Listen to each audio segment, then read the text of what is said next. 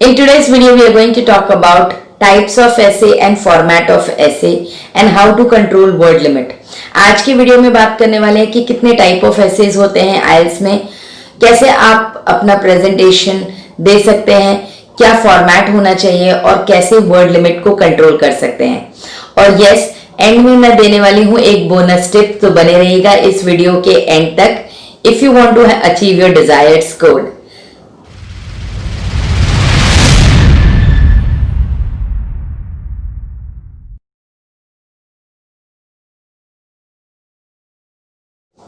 Hello, I am Nair and you are watching Study English with Nair IELTS Preparation, a key to your bright future. So let's get started.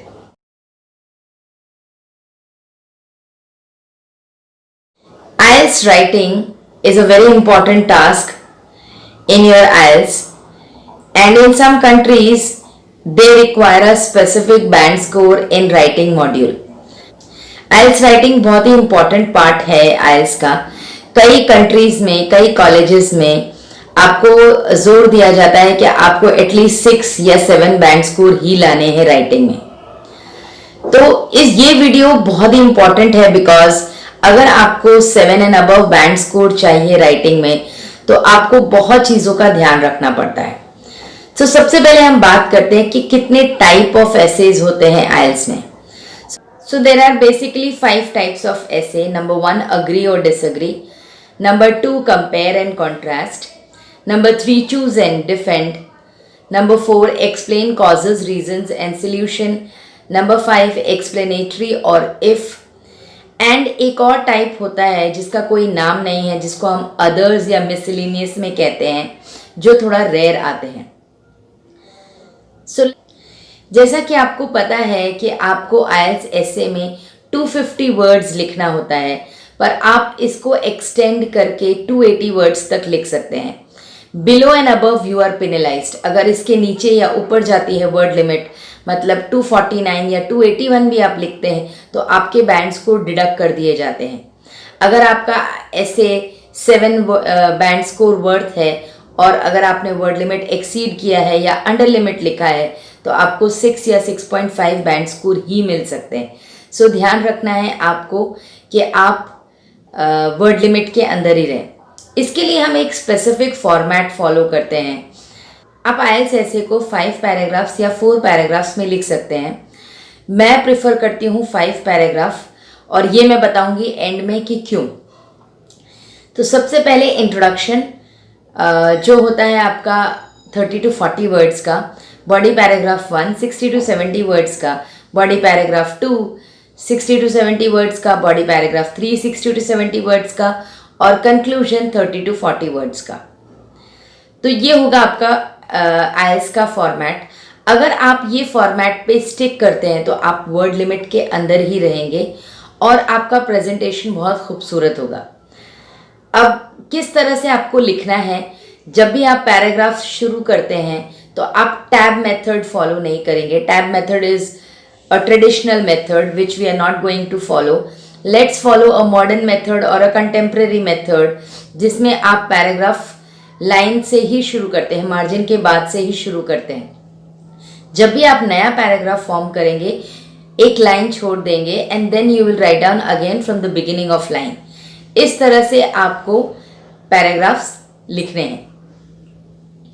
Make sure आप अच्छी handwriting में लिखें. 1 finger space छोड़े 2 words के बीच में and आपके हैंडराइटिंग्स legible हों, मतलब पढ़ाई देते हों. इस तरह से होने चाहिए. कैपिटल्स और स्मॉल में डिफरेंसेस पता चले, ये चीज़ों का थोड़ा सा ध्यान रखना है. आपको वर्ड लिमिट कैसे कंट्रोल करना है, मैंने दे तो दिया कि 30 to 40 वर्ड्स में लिखना है. आप क्या करेंगे, आप नॉर्मल एक फुल स्केप A4 साइज जो फुल स्केप होता है उसमें प्रैक्टिस करेंगे प्रैक्टिस के टाइम पे, क्योंकि ज़्यादातर आपको इसी तरह का पेपर दिया जाता है एग्जाम में. एक लाइन में आप कितने ऑन एन एवरेज कितने वर्ड्स लिखते हैं multiplied by number of lines आप लिखेंगे. और जब आप प्रैक्टिस कर रहे हैं तो एक एक वर्ड गिन के आप लेफ्ट हैंड साइड पे अपना वर्ड लिमिट लिखेंगे. पहले आपका वर्ड लिमिट ज़्यादा हो सकता है लेकिन धीरे धीरे आप उसको प्रैक्टिस करेंगे तो आप वर्ड लिमिट के अंदर ही रहेंगे. तो जब आप एग्ज़ाम में लिखेंगे तो आपको खुद अंदाज़ा हो जाएगा कि अगर मैं 5 या 6 वर्ड्स लिखता हूँ, सो 6 इंटू 10 मतलब अगर 10 लाइन्स लिखूंगा तो मेरा एक बॉडी पैराग्राफ हो जाएगा। इस तरह से आप अंदाज़ा लगा सकते हैं। एग्जाम में आपको वर्ड्स काउंट नहीं करने हैं, जब आप प्रैक्टिस करते हैं तब आप वर्ड्स काउंट करिए ताकि आप अपने ऐसे को वर्ड लिमिट के अंदर रख सकें। अब बात करते हैं कि क्यों हमें 5 पैराग्राफ्स बनाने हैं। कई वीडियोस में आप देखेंगे या कई टीचर्स आपको बोलेंगे कि आप 4 पैराग्राफ्स बना सकते हैं।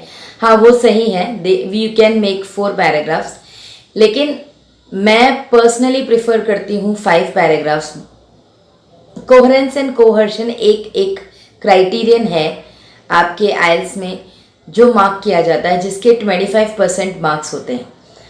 अगर आप 5 पैराग्राफ्स बनाते हैं तो आपके चांसेस ज़्यादा हैं कि आप लिंकिंग वर्ड्स ज़्यादा यूज़ करें और एग्जामिनर को दिखा सके कि आपको कोहेरेंस आता है। तो इस तरह से जब आप 5 पैराग्राफ्स यूज़ करते हैं तो आपकी इन्फॉर्मेशन एक तो सेग्रीगेट हो जाती है अच्छे से, नीट एंड क्लीन। दूसरा, आप लिंकिंग वर्ड ज़्यादा यूज़ कर सकते हैं और आप खुद देखेंगे कि अपनी आँखों को आपको 5 पैराग्राफ्स ज़्यादा अच्छे लगते हैं, देखने में बैलेंस्ड लगते हैं, ना कि 4 पैराग्राफ्स। तो इसलिए 5 पैराग्राफ्स यूज़ करना चाहिए। Now let's talk about bonus tip.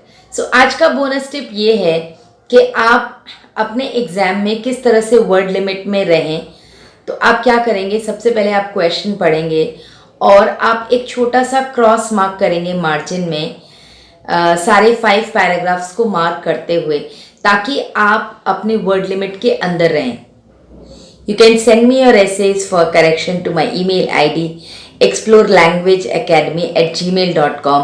You can also follow me on Instagram IELTSNair_26 for small updates. सो उम्मीद है आज का वीडियो आपको पसंद आया होगा।